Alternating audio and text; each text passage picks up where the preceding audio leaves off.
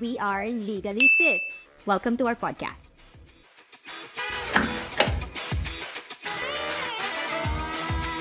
The information provided in the show is for general informational purposes only and should not be construed as legal advice on any subject matter. No attorney-client relationship is created between you and Duran Schultz Law. Hi, welcome to Legal Sis. I'm Attorney Wen. And I'm Attorney March. Welcome to our podcast.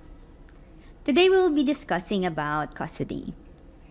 Yeah, this is in relation to our previous episode regarding the support of the family over the child or children. Yeah. Okay. So, what is custody? Well, custody, I don't think that there's a legal definition given by the Philippine Supreme Court in that one, but it also relates to parental authority. So, for our listeners' benefit, what is parental authority? Parental authority is defined as the right of the parent over the person and the property of their unemancipated child. When you say unemancipated, we are referring to minors or below 18 years old. So, who has the right of custody or parental authority over the child? Well, generally, it devolves upon both parents. Mm-hmm. That's the obligation of both parents. So there's only difference whether the child is illegitimate or legitimate. Okay. So, what if the child is legitimate? If the child is illegitimate, it devolves upon both obligation of the parents, but if there is a disagreement, it is the father's discretion who will prevail.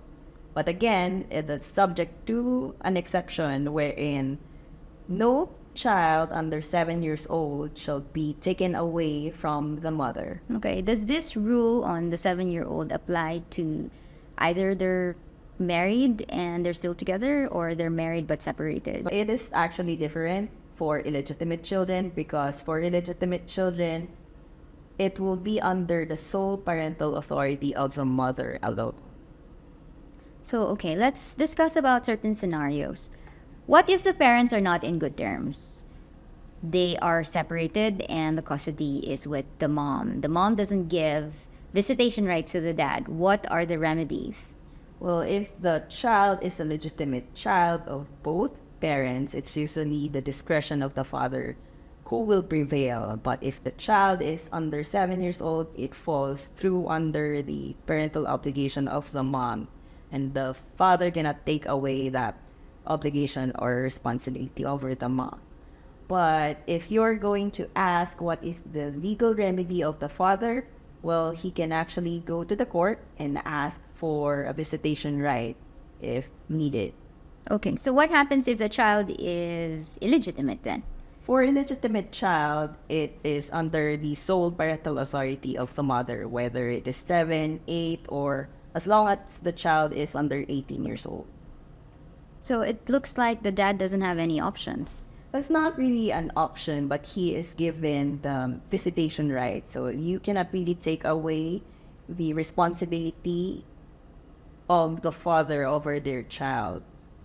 So what if the dad wants to fight the custody given to the mom? Is there any exception with the 7-year rule? Yes, there's always an exception to that. It says there in the family code that unless the court deems otherwise. So it means to say that the father can also get custody of their child or minor child. Even if the child, by default, should be under the parental authority or custody by the mom.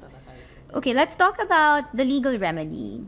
So if the father is at wit's end and really wanted to take the child away from the mom's custody for a lot of reasons. For example, he felt that the child is being endangered or is being abused. So what are the legal steps that he needs to do or take? Well, the father can go to the court and ask for petition for custody or writ of habeas corpus over the minor child. What are the things that he needs to prepare? Well, he has to prove that the child is his, of course. He's a parent, and that is the birth certificate.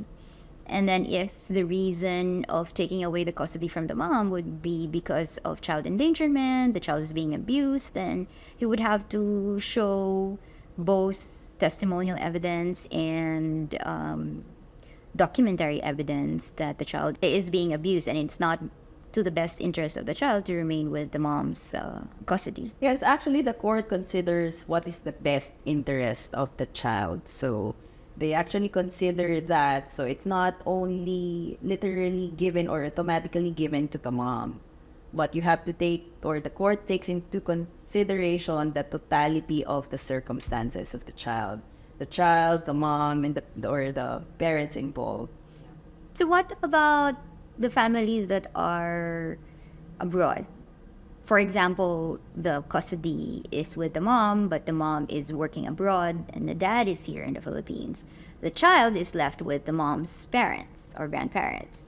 So what happens? Can the father ask for the custody of the child? Okay, so if the child is a legitimate child, basically it falls under the parental or sole parental authority of the mom. Then after that, it would be the parents of the mom if Yeah. the mom is not around. Yeah. There is a line of succession who will actually have a parental authority over the illegitimate child. So one is the mother, second is the grandparents of that unemancipated child or the illegitimate child.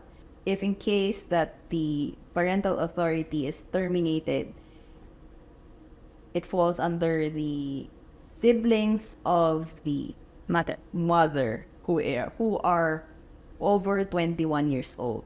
And the next is the guardian who is appointed by the court. So it doesn't seem like the father has any option if he is an illegitimate father in getting the custody of the child.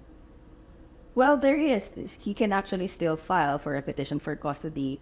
Under But- the same rule that we've discussed, that it has to be endangered. Yeah, endangered, the child has been abandoned, the mother is unemployed, she's a drug addict. So those are also the considerations that the court will Review or consider in putting or transferring the custody of the child from the mom to the illegitimate dad. Yes.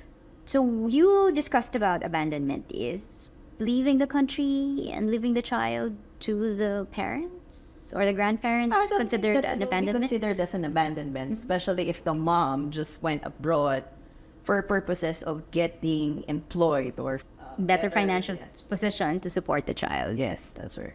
So, okay. And that the parental authority is only given as a substitute or temporary to the parents of the mother. So it's not really a total abandonment of the parental authority. Can the father be held guilty of parental kidnapping? For example, the mom went abroad. The child is left with the grandparents, and the dad will just bring the barangay or the police and just forcibly take the child away.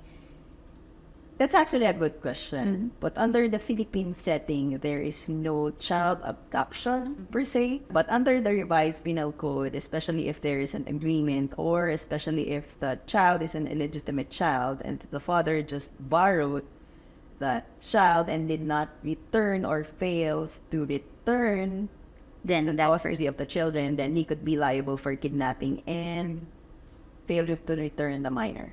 You talked about agreement. So can the two parties, the mom and dad, have a written agreement as to how the custody or the parental authority of the child can be agreed upon? Actually, it's better for both of the parties to agree on the custody of their child because it's really to the best interest of their children.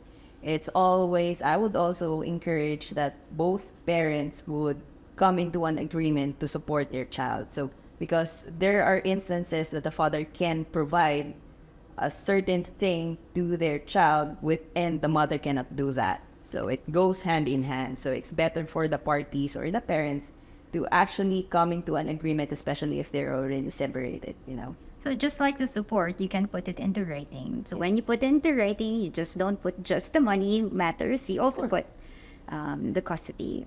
Yeah. Who's going to be taking. And then they can always agree as on what particular days the child will be spending the night, days, with one parent. Okay, I have a couple of questions here from our website visitors. Okay. So let me just read them. I am a mother of 3 minor children. I am not married, but the father wants to have custody of our children.